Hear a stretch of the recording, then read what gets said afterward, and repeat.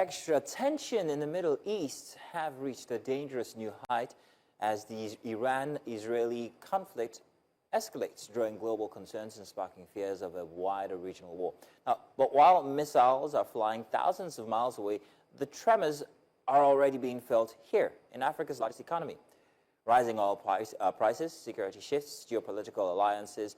What exactly does this conflict mean for Nigeria? Could our fuel import costs spiral further? What's the risk to diaspora Nigerians in conflict-prone zones? And is this yet another blow to an already fragile global economic outlook? So could our fuel imports costs spiral further? And what's the risk of diaspora Nigerians in conflict-prone zones, as well as is this yet another blow to an already fragile global economic outlook, like Mazina's rightly pointed out? Yeah, so to help us connect the dots, we are joined now by Ikemesit Effiong. He is a partner and head of research at SBN Intelligence, one of Nigeria's foremost geopolitical and economic analysis firms. As always, Ikemesit, it's wonderful to have you join us. Let's just get started with the basics here. And let's give a, just, with a broad view, how serious is this current escalation between Iran and Israel? And how different is it from past floods that we've seen? I mean, we saw the rains of fire and brimstone in the sky, but it's first. Good morning, Mazino and Andrew. Thank you for having me. It's difficult to say. Usually with conflicts in the Middle East, right? You run the risk of a wider regional contagion if expectations are not managed, and if either party, right, decides to stray out of sort of directly engaging with each other militarily towards, and you have a situation where the conflict escalates towards them targeting critical economic infrastructure, which is shared across a number of countries, right, within the region. Many of whom are either allies of the United States or have reached some kind of accommodation with either Israel or Iran. So that's probably where the needle would move significantly, as we've seen with exchanges between both sides in the past, when the fears of them dramatically escalating was quite significant. They were able to pull back with some intervention from other international actors, right? This current engagement is the longest direct engagement that both sides have had historically to date. But what we're seeing in the Israeli-Iranian relationship, if you can call it a relationship, right, in that sense, is that with each subsequent engagement, the needle appears to be moving further and further down the path of escalation. And that's where the worry and that's where the concern is. Prior to 2023, 2024, right, both parties had only ever engaged with each other through proxies. Iran, perhaps most significantly through Hamas in the Gaza Strip, but also through Hezbollah in Lebanon, and a range of other groups that were operating in Syria, right, in the conflict situation that exists down there. And Israel had obviously carried out targeted assassination of key Iranian proxies, or the leaders of key Iranian proxy groups right across the region historically, right? So, but prior to last year, engagement, right, wasn't direct until Iran decided to respond to a series of Israeli assassinations of Iranian military and political officials itself by directly sending rockets and drones on Israeli targets within Israeli territory. And that was seen as one of the uncrossable red lines in international geopolitics. Obviously, that changed. Both parties were able to dial back, right, that very significant escalation of activities. But now that we've crossed that threshold and we're dealing with a second round of Israeli-Iranian engagement on a more direct plane, and it's very hard to say where this sort of goes. Iran has said that it will not attack Israel if Israel stops attacking it. But Israel's Prime Minister Benjamin Netanyahu has said that this particular phase of the operation could continue for days, and it will continue until it is satisfied that it has been able to effectively degrade Iran's capacity to, as it sees it, develop a nuclear weapon. And you have a host of observers and watchers who are saying that Israel is essentially doing this in order to, derail those negotiations between Iran and the United States towards preventing the development of said, nuclear weapons. Right. Israel thinks an agreement between Iran and the US is anathema to its interest for, some would say for good reason. So the current conflict is set within, somewhat deep history and a deep animosity between, both of these sides, which stretches back decades. So it's really unclear, right, where this particular phase of the conflict heads. It probably will continue for the next couple of days. At the very least, it will continue for well into this week. But apart from that, the possibility of attacking shipping within the region, which the Iranian foreign minister suggested a couple of hours ago, may be on the cards, and the fact that Israel has not said that its attacks will be confined to targets within Iranian territory. Now, Ikemesit, just a second there. Let's touch where it hurts Nigeria. Let's talk about global oil routes. Let's talk about how it affects the world, first of all, and the implications that it has for a country like Nigeria that's totally dependent on exporting oil. What are we looking at here? Is this going to affect our price in any way? And how are we going to fare if it does? Well, it's a bit contextual, right? But the potential for the potential, obviously the conflict has moved oil prices first and foremost, right? So oil prices are probably at their highest levels, at the very least, that we've seen this year. For a country like Nigeria, where first the cost of producing a barrel of crude here in Nigeria is relatively high compared to other crude exporters globally, that's generally seen as a good sign. Secondly, our national budget benchmark, the benchmark price for a barrel of crude, which we've used as the basis for setting the national budget for this year, was also much higher than where crude prices has been throughout the year. So obviously, international Brent going up and our reference crude benchmark Bonny Light being priced as a premium to Brent, that obviously helps. The extra layer, right, to that is that Nigerian oil production has been relatively soft historically. It's come up now, right, to about 1.5-ish million barrels of crude produced per day if you add condensate, right? But while that is good compared to where we've been over the last 3 to 5 years, right, where we've essentially been producing between 1.1 to 1.2 million barrels, that's a good thing. But Nigeria's production capacity is at almost 2 million barrels of crude. So there's a question around whether our current production levels will enable us to take advantage of higher crude prices. The third thing to mention is that a lot of our crude production is already provisioned for, mostly through direct contracts with international oil trading firms. Those prices have already been locked in and been set. Those contracts have been signed for months and often stretch for at the very minimum a year and a half, and they will not be at this higher crude price. So a lot of our crude production will actually happen. A lot of our crude production will actually be sold at much lower prices than we see right now.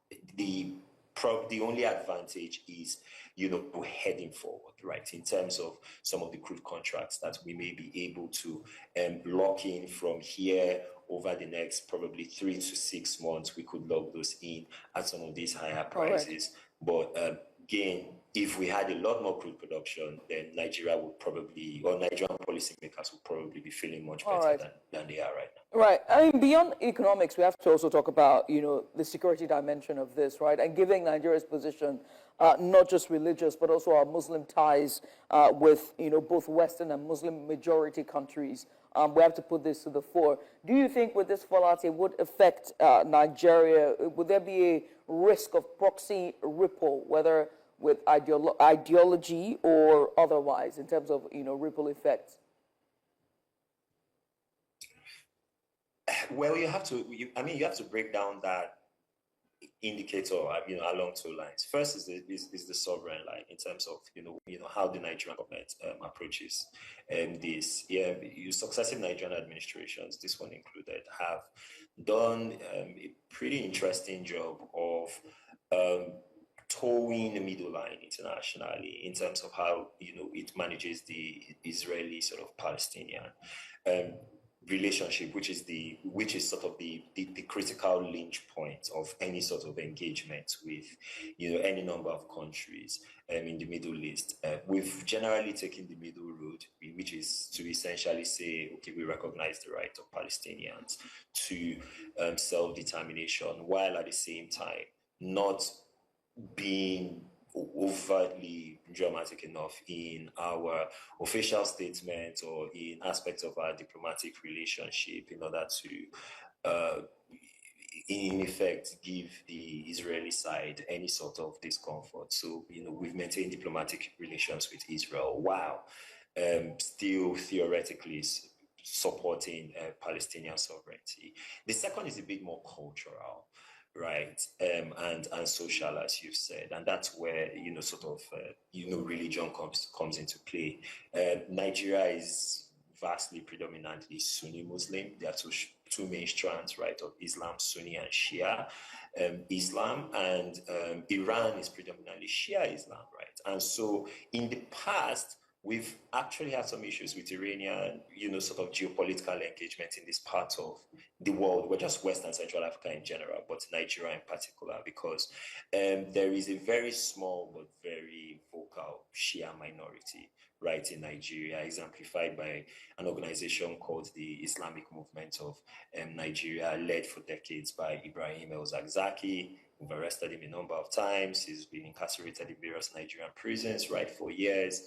But he has received training, he has received support, he has received financial and moral support from Iran. He's even been to Iran several times and schooled in Iran, and that has been a problem, right, for Nigeria for a while. And even though we have diplomatic ties with Iran, it's a point that successive Nigerian administrations have made clear that level of engagement with the IMN is one that Abuja finds very uncomfortable. And so in that sense, right, Nigeria has not been motivated to come out strongly, either diplomatically by making statements or doing anything significant or overt, like dialing down its diplomatic engagement with Israel in favor of Iran, just because of, first, that cultural divide between the type of Islam which is practiced in Iran and the one that many Nigerian Muslims pay fidelity to, but also because of Iran's own geopolitical moves within Nigeria and within Nigeria's near abroad. Mm-hmm. So in that sense, I would say this current conflict is one that, from a geopolitical standpoint, Nigeria probably is able to sit out.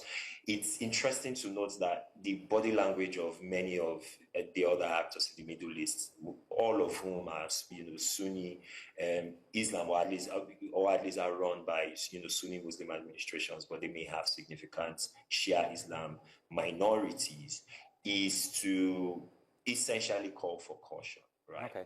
Many of them are not friends of Iran. Many of them don't have diplomatic relations with Islam. So it's not our fight.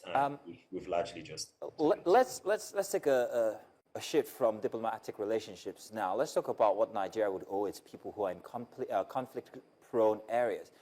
Only just yesterday, or was it 2 days ago, Israel issued a communication to people who might be in these areas, these conflict-prone areas, or even all countries, asking them very specifically to be cautious. One of these communications said that they should not display flags openly, amongst other things that were quite, it seemed like they were gearing up for something. Nigeria, on the other hand, I'm wondering, what does Nigeria owe its, citizens who are in these areas, especially maybe even in places like Israel? Are we taking these cautions ourselves? Are we putting it out? Are we making arrangements for people who are outside the country? What suggestions do you have for the authorities there? Well, in terms of what Nigeria is doing, that's not very clear, and I think that's been one of the consistent failings is the word that is in my head, but I don't necessarily know that. Well, shortcomings is probably a better way to describe it, right? Of Nigerian diplomatic statecraft, which is offering the right kind of consular support to Nigerians abroad. This is something that we have personally seen at SBM Intelligence with one of our colleagues. The first exchange during the first round of exchanges between Israel and Iran, we actually had a colleague who was in Israel, right, on handling a research project, and it was actually quite difficult to get her out of the country, and we had no form of consular support whatsoever in order to facilitate that. So the Nigerian Foreign Service, the Foreign Ministry, could do a lot better in terms of one, offering rules of engagement for Nigerians, both in Israel and in Iran. There are Nigerians who are in Iran, by the way, in terms of how they manage and coordinate their activities and what they should do in the event of any sort of conflict escalation, what sort of hotline to reach, what kind of services they should expect, and all of that. It's not clear that exists right now, and that is something that needs to change going forward for Nigerians themselves, in terms of what they need to do, sort of on a more personal level. It always helps when you're abroad, just generally, to keep a low profile, right? You are there at the discretionary pleasure of the regulatory and the government authorities there anyway, to begin with. That's really what your visa gives you a right to. It's not an absolute right, it is a conditional right, and you should live and carry out your activities with that sort of mindset, right, in place. It always helps in conflict-prone territories to have something close to an exit strategy. Maybe good to have an open ticket just in case things come up and you need to leave the country. But it may also be good to have a plan B that involves some kind of overland travel. If you are in Israel, for example, right now, the main international airport has been closed for the third day running, and so you can't actually even fly or leave the country, right, in any sense. And there have been flight restrictions, right, over Iranian territory. Many airlines are electing not to overfly both Israeli and Iranian territory out of an abundance of caution. And so probably in the early phase of a conflict, it would help to just double down, wait, watch the situation, but probably plan, right, a potential exit strategy if you feel you have to leave the country, right, in mind. And with these things and with all conflicts, right, the situation is always dynamic. It is always subject to change. And so, make sure your plans aren't set in stone, just generally, and be flexible and be open to adjusting, as the situation on the ground changes. Ikemesit, you study patterns and public sentiments, giving your job. And I have to ask you, just very quickly, in 30 seconds, do you think that Nigeria understands what's at stake and is ready for what's to come, or are they just, skimping at it and letting it fly under the radar? Very quickly. Our strategy has always been wait and see, and I think this particular conflict will not necessarily change that. Is that wise? Not necessarily, considering the geopolitical and economic implications, but the capacity of the Nigerian state to effectively execute on a more proactive strategy is a bit challenged. We've got many problems at home. We've got many problems in and near abroad. This is just, entering the queue or adding to the pile, as it were. And unfortunately, we are likely to be a bit more reactionary if this conflict significantly escalates to a point where it begins to directly harm a lot of Nigeria's direct and indirect interests. Right. Ikemesit, we want to say thank you for taking out time to join us. Ikemesit Effiong, he is a partner and head research at SBM Intelligence, giving us a bit of insight and the implications of the Iran-Israel conflict and what it would mean for Nigeria. Once again, many thanks. We appreciate you for coming. Thank you very much. Pleasure having me.